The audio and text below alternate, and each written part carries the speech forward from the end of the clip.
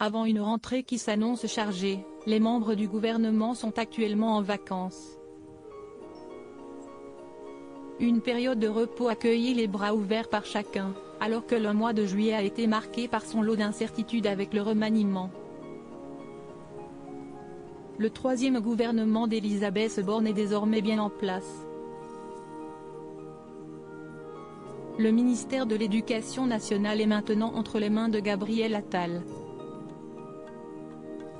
Un changement fort que n'a pas manqué de suivre avec attention Michel Drucker, depuis son domicile des Bouches-du-Rhône.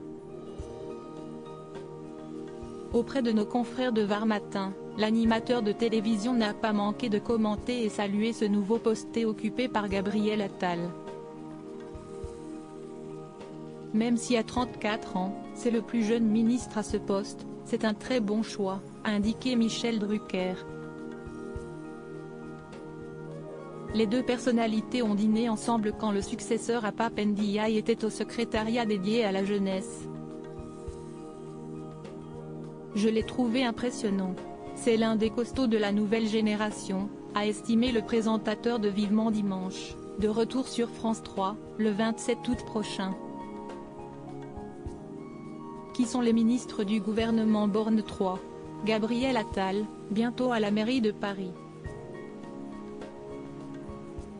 Ou à l'Élysée ?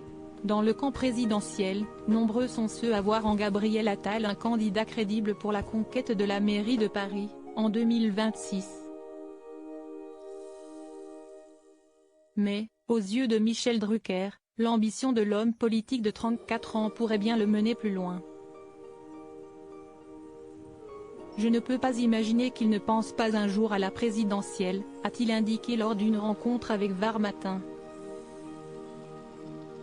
Un destin politique qui avait été également confirmé par un proche de la présidence dans la Tribune, en février dernier. Il souhaite ravir la mairie de Paris en 2026 et rêve même de réitérer l'exploit d'Emmanuel Macron, si est-il entrer à l'Élysée autour de la quarantaine.